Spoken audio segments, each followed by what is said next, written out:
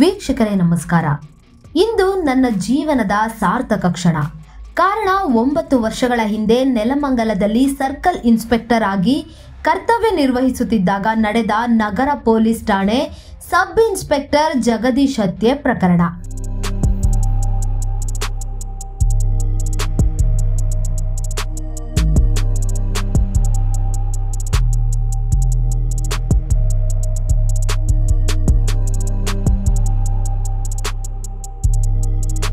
ನಮ್ಮ ಸಹೋದ್ಯೋಗಿಯೊಬ್ಬರ ಮರಣಕ್ಕೆ ಕಾರಣವಾದವರಿಗೆ ಶಿಕ್ಷೆ ಕೊಡಿಸಿದ ತೃಪ್ತಿ ಸಿಕ್ಕಿದೆ ಎಂದು ಎಸಿಪಿ ಆದಂತಹ ಪರಮೇಶ್ವರ್ ಸಿಸಿಬಿ ಬೆಂಗಳೂರು ಇವರು ಹೇಳಿದ್ದಾರೆ. ಇನ್ನು ಈ ಘಟನೆ ನಡೆದು ಬರೋಬ್ಬರಿ 9 ವರ್ಷಗಳು ಕಳೆದಿದೆ. 2015 ಅಕ್ಟೋಬರ್ 16ರಂದು ನಗರ ಪೊಲೀಸ್ ಠಾಣೆ ಸಬ್ ಇನ್ಸ್ಪೆಕ್ಟರ್ ಜಗದೀಶ್ ಅವರು ಸಿಬ್ಬಂದಿ ಜೊತೆ ಕಳ್ಳರನ್ನು ಬಂಧಿಸಲು ನೆಲಮಂಗಲ ಟೌನ್ ಪೊಲೀಸ್ ಠಾಣಾ ವ್ಯಾಪ್ತಿಯ ವೆಂಕಟೇಶ್ವರ ಕಲ್ಯಾಣ ಮಂಟಪದ ಬಳಿಯ ಟರ್ಬೋ ಹೊಂಡಾ ಶೋರೂಮ್ ಹತ್ತಿರ ಹೋಗಿದ್ದರು. ಕಳ್ಳತನ ಮಾಡುತ್ತಿದ್ದ ಕೃಷ್ಣಪ್ಪ ಮತ್ತು ಮಧು ಎಂಬ ತಂದೆ ಮಗನನ್ನು ಬೆನ್ನು ಹತ್ತಿದ ಜಗದೀಶ್ ಅವರನ್ನು ರಸ್ತೆ ಪಕ್ಕದ ಚರಂಡಿಗೆ ನೂಕಿದ ಮಧು ಸರ್ವಿಸ್ ಪಿಸ್ತೂಲ್ ಕಸಿದುಕೊಂಡು ನಂತರ ಚಾಕುವಿನಿಂದ ಪಕ್ಕೆಗೆ 5-6 ಬಾರಿ ಇರಿದಿದ್ದ. ಇದರಿಂದ ಜಗದೀಶ್ ಮೃತಪಟ್ಟಿದ್ದರು. ಕಾನ್ಸ್ಟೇಬಲ್ ವೆಂಕಟೇಶ್ ಕುಮಾರ್ ಎಂಬುವವರಿಗೂ ಚಾಕುವಿನಿಂದ ಇರಿದು ಪಿಎಸ್ಐ ಅವರ ಸರ್ವಿಸ್ ಪಿಸ್ತೂಲ್ನೊಂದಿಗೆ ಪರಾರಿಯಾಗಿದ್ದರು.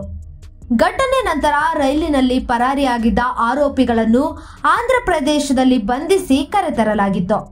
ನೆಲಮಂಗಲ ಪೊಲೀಸ್ ಠಾಣೆಯಲ್ಲಿ ದೂರು ದಾಖಲಾಗಿತ್ತು.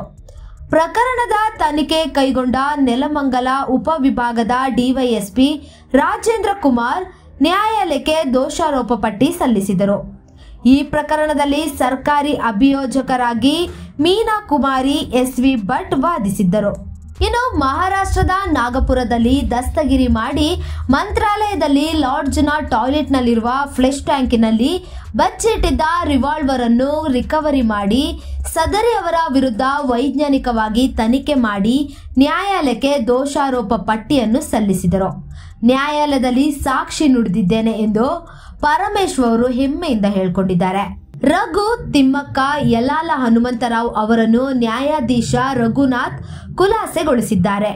ಮಧು ಎಂಬಾತನಿಗೆ 7 ವರ್ಷ ಶಿಕ್ಷೆ ಹಾಗೂ 1 ಲಕ್ಷ ದಂಡ ಹಾಗೂ ಹರೀಶ್ ಬಾಬು ಎಂಬಾತನಿಗೆ ಜೀವಾವಧಿ ಶಿಕ್ಷೆ ಹಾಗೂ 3 ಲಕ್ಷ ದಂಡ ವಿಧಿಸಲಾಗಿದೆ.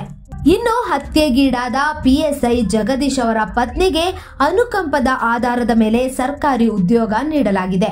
ಅವರಿಗೆ 2 ಹೆಣ್ಣು ಮಕ್ಕಳು ಕೂಡ ಇದ್ದಾರೆ.